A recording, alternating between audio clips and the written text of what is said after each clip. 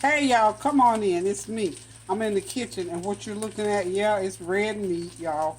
I got a special order to cook two porterhouse steaks. Kerron wanted a porterhouse steak today, so he asked me if I would cook it up for him. So I got them in here. So what I did, I just went ahead and put about an eighth of a cup of oil in there because these are pan fried steaks.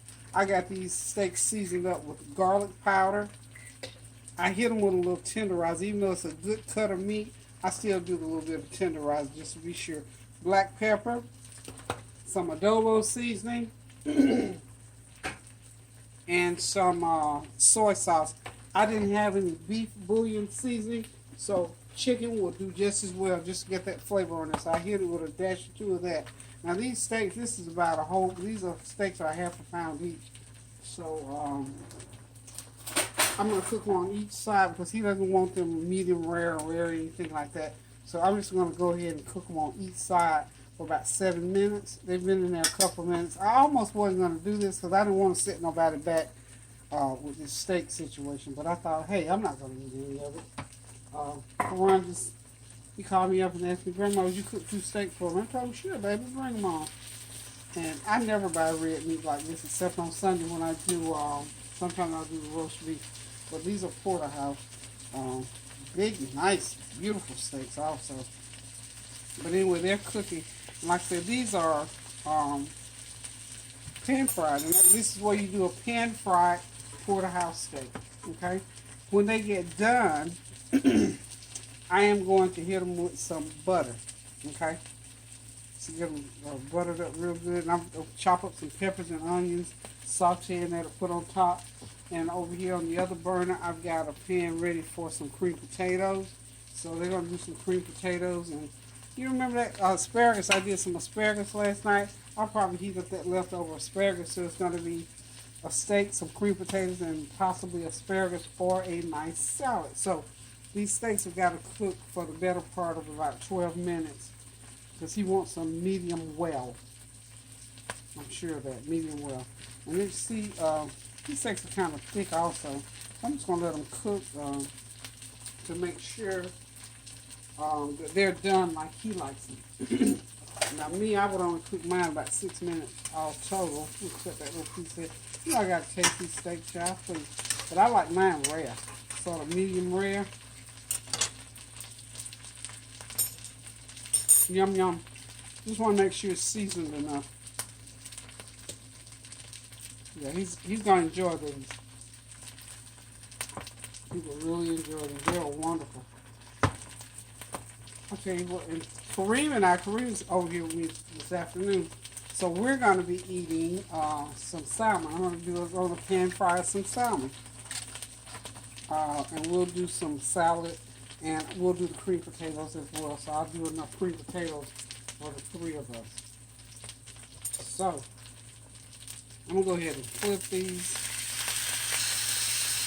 Get nice, good brown on that.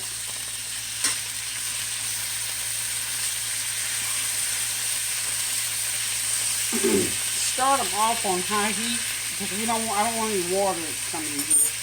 I want them to be nice and I just want the oil to cook them. I don't want any water on this. But a nice serum, just lock that flavor in. So I'm going to let those cook for a little bit, go off and chop these peppers and onions, and I will be right back. Okay, y'all, there they are, perfectly cooked. Now, they are a little beyond medium well because he's going to come back later. And when he comes back, I've got these steak plates. I'm going to put them on the stove, and we'll cook them the rest of the way. Meanwhile, we're going to go ahead and get the peppers and onions done.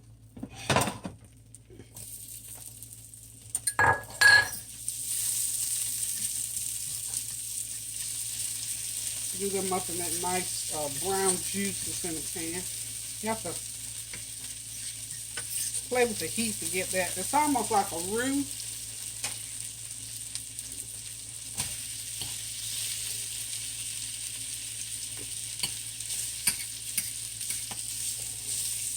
Maybe it's all roux somehow. But anyway, it's nice and brown. I'm going to go ahead and saute these peppers and onions in there. Get them going. and they're going to be served over top of that steak. So now, I've got the heat on medium, so I'm going to go ahead and spray some butter on these steaks while they're just sitting there. And then when I get ready to put them on the skillet, that butter will already be soaked in. So we can sit these here and let them cook. This I want to take the way I'm cooking these, because I don't want it to burn. It's as brown as it needs to be. I'm just going to put sprinkle a little bit more salt over these, because that seasoning off the bottom of that pan from the steak is perfect. Let this onion back in that pan. Let's get it right there. Okay. Somebody's trying to call me 3446445. I don't know who that is, but they just don't have to call. Okay, just a little tad more of that bouillon cubes seasoning on there. A little bit of black pepper. And we're going to let these peppers and onions cook until they're nice and soft, and then I'll just throw them right in there on top of that steak. And this young man, when he gets back, he's going to be even happier than he was at the prospect of me cooking them, because they're going to be all done. See, I don't waste time with doing stuff. Right ahead. I'm going to cook Kerron and some salmon here shortly. This is a wonderful meal. I wish y'all could smell this. Now, y'all know I'm being tempted, tested, and tried with the steak, right? Okay. I'm not going to eat one. I'm not going to eat a piece. I just had to taste it. And I'm going to tell y'all, this tastes like whew, the good old days when I used to eat a lot of steak and stuff with my husband. But I don't do a lot of red meat anymore. It's harder for me to digest, but it tastes, Lord Jesus. And this is a good steak here.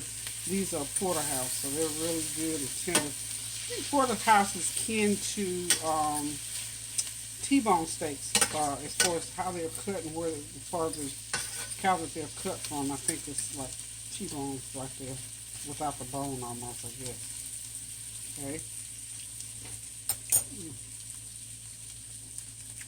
Okay. Those peppers and onions are wonderful. So, got plenty of them. That's good. I'm going to lower that heat even a little bit more, because I don't need to put any more oil or butter on them. They got plenty of oil and butter, but they do need to continue cooking. Okay? And just sort of keep stirring them around and around and around like that. But like I said, the key to getting this is you have to turn that heat up and down, up and down. Initially, I had that oil real good and hot in that skillet. Put those steaks in there and seared it on the first side. Kept it high, made sure it wasn't too high. Then in about maybe at the 2 or 3 minute point, I flipped them while the heat was still really high. Got that side seared. Lowered that heat a little bit. In about 2 or 3 minutes, turned it back over. So all total, it cooked 6-7 minutes on each side. But now you got to keep lowering and raising that heat to keep that juice from forming in the pan. Okay, those are wonderful. There's a little bit of juice, of course, because these are juicy. These are Porterhouse. I have forgotten how juicy they are. I don't think I cooked well, for Kerron's birthday, I cooked steaks for him, but I think I did T-bones. Porterhouse is a real good cut. Good tender cut, so I'm going to lower the heat a little bit more on these peppers and onions. They are now on, let me see, low, and then they go 2 and then over to 4. So medium on low is where I got them. Okay. These are going to be real good. I don't know if he just wanted me to do this, but I'm going to go ahead and do cream potatoes anyway. I'm sure he's going to take this with him. So this is a to-go order of Porterhouse Steaks, grandma style. Like I say, they're almost ready. And I'm going to do the cream potatoes. And y'all, by the way, I'm going to do instant cream potatoes. I know how to make them taste just like real ones. If I didn't tell you, you would know whether they were real or box. I know how to make the real good box. And you got to season them up real good. Put lots of butter and pet milk or carnation milk in them, or cream, either one. And then I'm going to also put some just regular milk in, some 2% milk. So I got a combination of milk, half a stick of butter, salt and pepper, and a little bit, of course, with my chicken bouillon cube seasoning. And I think I got a little bit of sour cream I can throw in there. So they're going to be number one cream potatoes. So I'll be right back. Those peppers are almost ready, y'all. I got them on low heat now. Making sure that they all get nice and tender. Because again, what I'm going to do is put them. This is most people like their steak cooked a certain way, especially if it's going to be rare. You have to, even in restaurants, you do know that they have to pre-cook steaks rather to a point, and then be able to say fire one of those steak skillets and stick it on there, or throw it back on the grill, or do whatever they do to get it heated up again. Rarely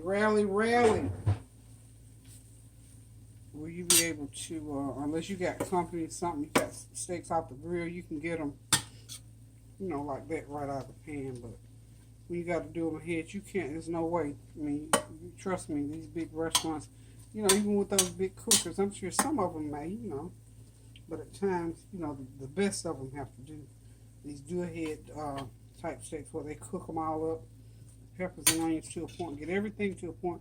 And see, these can go back on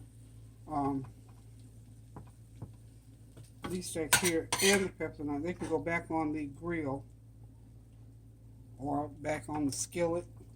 And this, in my case, I'm gonna, like I said, I've got some steak skillets I'm gonna use to heat them back up with. So when he gets ready, if he gets gonna eat it here, then yeah. Or I'll give him, steak skillet to take to the house. I'll trust him to. Maybe I'll get it back better than I do my Tupperware.